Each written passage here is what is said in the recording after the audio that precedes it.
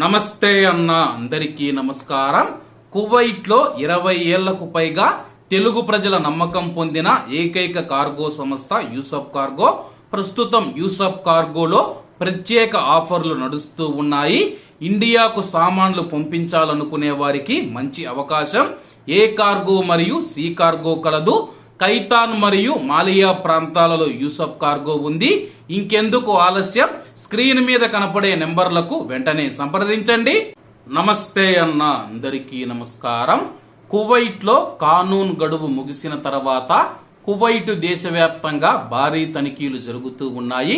ఇప్పటికే వేల మంది ప్రవాసులను మినిస్ట్రీ ఆఫ్ ఇంటీరియర్ అధికారులు పోలీసులు అదుపులోకి తీసుకుని, అలాగే ఎవరైతే ప్రవాసుల కోసం ఉంచిన 4 షెల్టర్లలో వసతి కేంద్రాలలో అయితే అరెస్టు చేసిన ప్రవాసులను ఉంచుతూ ఉన్నారు.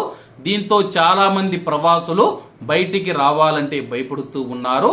ఈ నేపథ్యంలో కువైట్ మినిస్ట్రీ ఆఫ్ ఇంటీరియర్ కీలక ప్రకటన చేసింది. కువైట్ లో రెసిడెన్సీ మరియు కార్మిక చట్టాలను ఉల్లంఘించిన ప్రవాసులను పట్టుకునేందుకు కువైట్ దేశవ్యాప్తంగా భద్రతా ప్రచారాలు తనిఖీలు కొనసాగుతూ ఉన్నాయని చెప్పి మినిస్ట్రీ ఆఫ్ ఇంటీరియర్ మరొకసారి ధృవీకరించింది.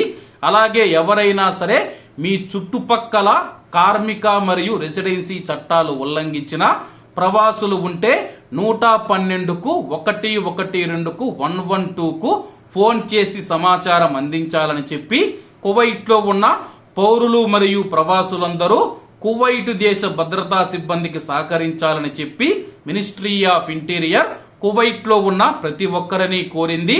కువైట్ దేశవ్యాప్తంగా మేము తనిఖీలు నిర్వహిస్తూ ఉన్నాము.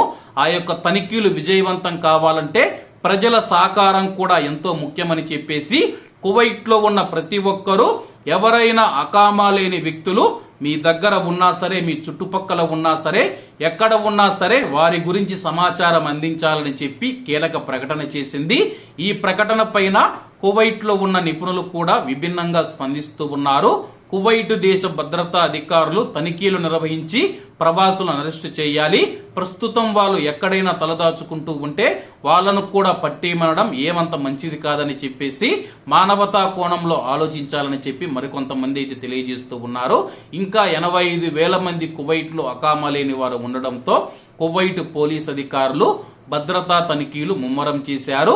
కాబట్టి కువైట్ లో ఉన్న మన భారతీయులు ఎవరైతే ఉన్నారో జాగ్రత్తగా ఉండాలని కోరుకుంటూ, అకామా లేని వారు ఎవరైతే ఉన్నారో ఇండియన్ ఎంబసీని సంప్రదించి వైట్ పాస్పోర్ట్ చేయించుకొని ఇండియాకు వెళ్లడం మంచిదన్నా. ఇక్కడ ఉండి భయంగా బ్రతికే బదులు ఇండియాకు వెళ్లి స్వతంత్రంగా బతకాలని చెప్పి ప్రతి ఒక్కరిని కోరుకుంటూ, అందరూ బాగుండాలి, అందులో మనం ఉండాలి. అందరికీ నమస్తే అన్న. జై హింద్.